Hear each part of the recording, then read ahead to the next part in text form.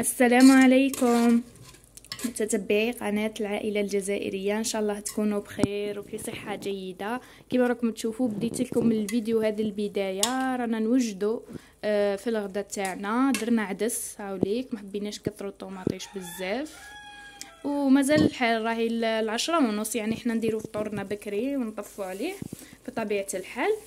ومن بعد كي يطيب غير نسخنوا شويه ونحطوا العائله تفطر. نستناو طبعا خاوتي وبابا يخرجوا من الخدمه وليا قرايه يخرج من القرايه كما تعرفوا. هذه هي دوكا خليته يتغلى شويه وبعدا نرجع نكب عليه الماء ونغطيه ونزير الكيكوطه. الان نروح ننتقلوا لمشهد اخر. هنا كيما راكم تشوفوا خرجنا صلحنا الساحه تاع برا، نقيناها نظفناها شويه كامل فوق، لانه كان كيجي الريح هكا وكامل يجيب بحاشاكم الصواشي وتتوسخ الحاله. خرجنا صلحناها يعني اعزكم الله. كيما راكم تشوفوا انا نصلحو نكنسو في الارض.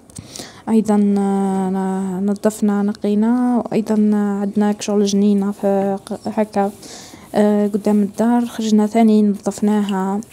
نحينا الكترة، يعني ماشي تنظيف هذاك التنظيف تاع الصح، بصح نحينا الكترة يعني. ومرة أخرى كي تجي الماء نرشو الحالة ونصلحوها كيما مالفين كيما راكم تشوفوا. أيضا كنا مربين عندنا أعزكم الله كلبة مربينها، درنا لها الماء درنا لها الماكلة، يعني هي كي تشوفنا تفرح. وكي يوصل وقت الفطور نحطوا لها تاكل. مربينها يعني هي تاعت الدار. كاين اللي يقول لك حرام تربوا الكلب، ولكن هذا الكلب حراسة، يعني ما مربينها تسلنا الدار، فهمتوني كنتم تشوفوا.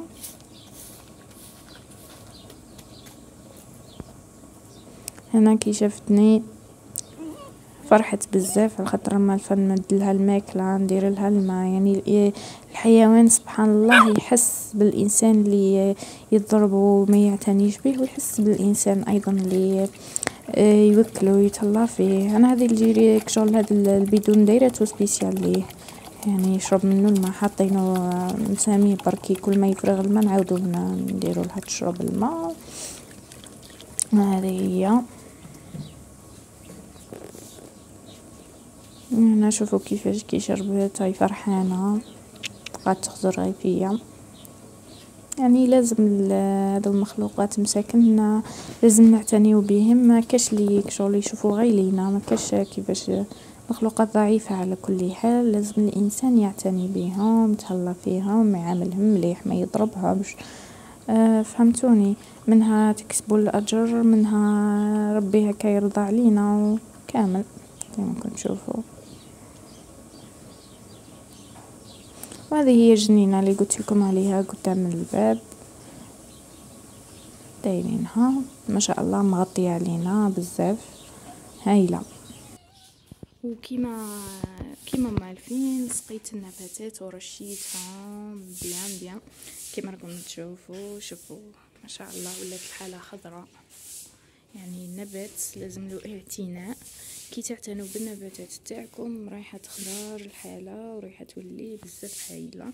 شوفوا ما شاء الله هذو النباتات كامل غارسينهم، وكي تهلينا فيهم راكم تشوفوا النتيجه بعينيكم. انا ننصحكم تغرسوا هذه النبته وهذه، لانهم يعني يزيدوا بزاف في وقت وجيز.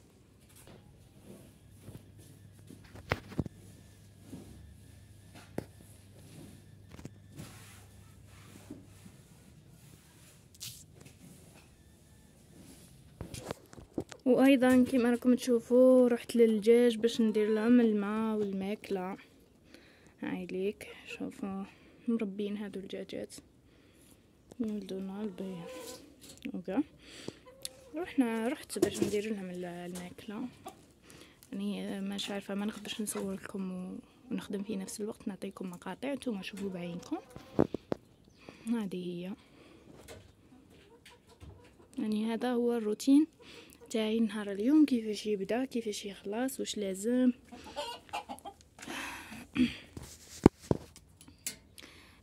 حبيت برك نشارك معاكم وتشوفوا هكا، يعني تستمتعوا بالمشاهدة. إذا كنتم محبي مشاهدة مثل هذه المقاطع يعني كم تعرفوا هنا ايضا مربيين طائر السمان هاوليك. كانوا عندنا بزاف ولكن مع الاسف كلاهم القط كما حكيت لكم في الفيديوهات السابقه. كلاتهم القطه مع الاسف. بقاو هادو الزوج ولا 3 الله اعلم، الاخر وين راه متخبي. وهذا الخم تاع الدجاج هاوليك دايرين لهم يرقدوا هنا على البرد. الان اعزائي المشاهدين نروح ندير لهم الماكله والماء، نبدل لهم الماء ونرجع لكم. شوفوا معايا هاني درت لهم ياكلوا، مساكن كانوا جيعانين بزاف.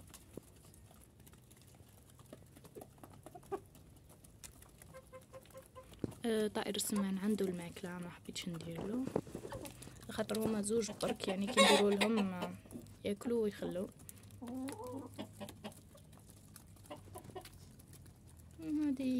هذا هو الروتين تاعي، مازال شويه نكمل معاكم. كما كل مره نذكركم احبابي وحباباتي اعزائي المشاهدين من كل بلد، يعني من الجزائر، يعني من كل بلدان العالم اللي راكم تتابعوا فينا. يعني من هذا الفيديو نقدم تحياتي لاهل العراق، اهل المغرب جيراننا، واهل تونس كلكم، يعني نقدم لكم تحياتي ونشكركم بزاف بزاف على الدعم اللي راه يوصل فينا من عندكم. وايضا نتمنى من باقي الناس اللي دخلوا جدد للقناه يدعمونا ويعاونونا بلايك واشتراك في القناه، بارطاجيو الفيديو، شاركونا ارائكم في التعليقات اذا عجبكم هذا النوع من الفيديوهات راني نصور لكم، فهمتوني. هذه هي. وايضا حبيت نخبركم باللي في اخر الفيديو راني مخبيت لكم مفاجاه، واللي هي وصفه محتاجينها بزاف ناس، خاصه في هذا الوقت هذا تكثر فيه السعال والحمى وغيرها. انا درت لكم وصفه للسعال او الكحه كما يقولوا لها البعض. هذه راني درت لكم وصفه فعاله، مكوناتها جد بسيطه. انتظروا في اخر الفيديو وراح نقدمها لكم هذه الوصفه.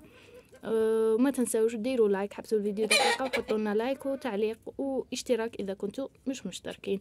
الان انتظروني في لقطه اخرى.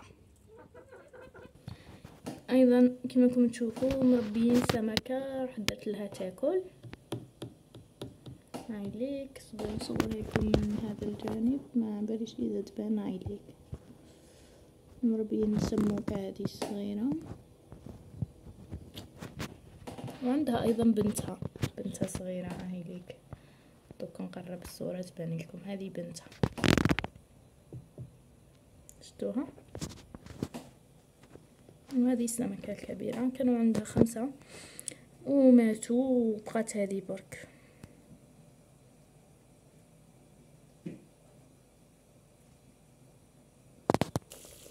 العدس تاعي تقريبا راهو طاب، بقات له شويه نطفي عليه حبست الكوكوط يعني خليته ينشف. وهذه القطه تاعنا ها هي راقده، يعني بما انه البرد راه راقده هنا. احنا شعلنا الفرن رانا نسخنو، شعلنا هذا الصغير والكبير مازال، يعني انا نسخنو على هذا ما بيدي يدخل الشتا مليح، ومن بعد نشعلو الفرن الكبير، يعني باش تعرفوا باللي برد الحال. بلادنا بارده.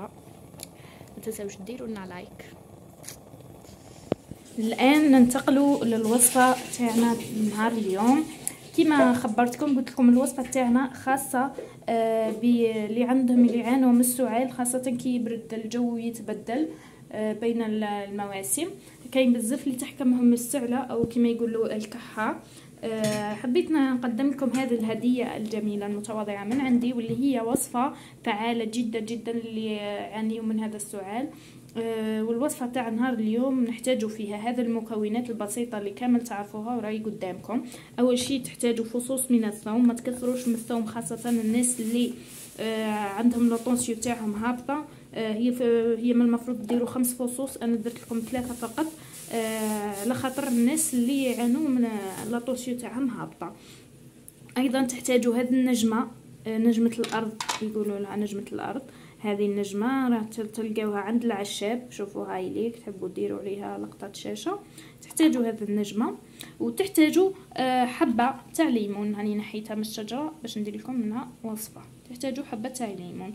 اما بالنسبه للطريقه، اول شيء راح تقوموا به، راح تغليو هذه النجمه تاع الارض، النجمه اللي وريتها لكم، ديروها تتغلى حتى يولي اللون تاع الماء في البني يتغير. ثاني شيء الليمون راح تقسموا الحبه على زوج كما كنتم تشوفوا هكذا، وتعصروها طبعا في العصاره، تعصروا حبه الليمون مليح مليح.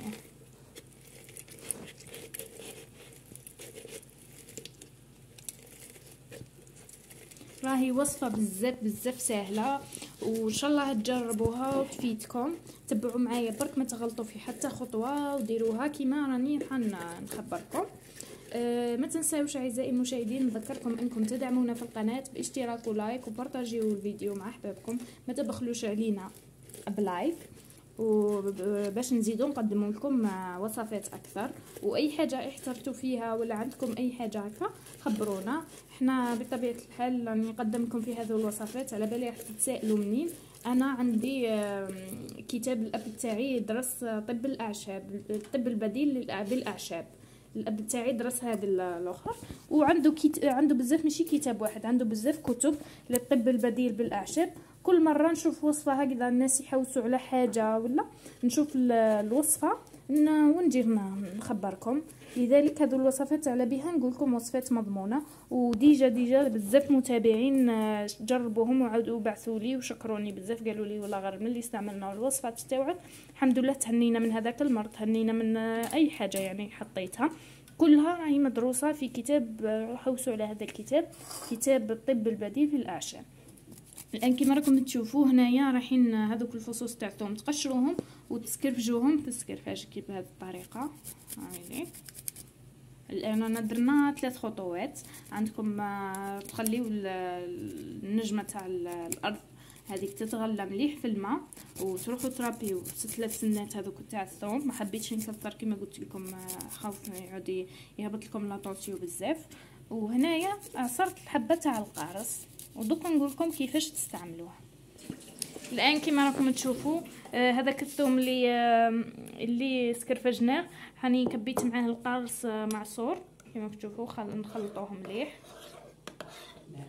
ونخلو هذيك النجمه تاع الارض نديروها تبرد شويه، ما نديروهاش هي سخونه، خليوها تبرد مليح مليح. ومن بعد نزيدو نكبوها هنايا، فرغوها هنا في هذا الاناء.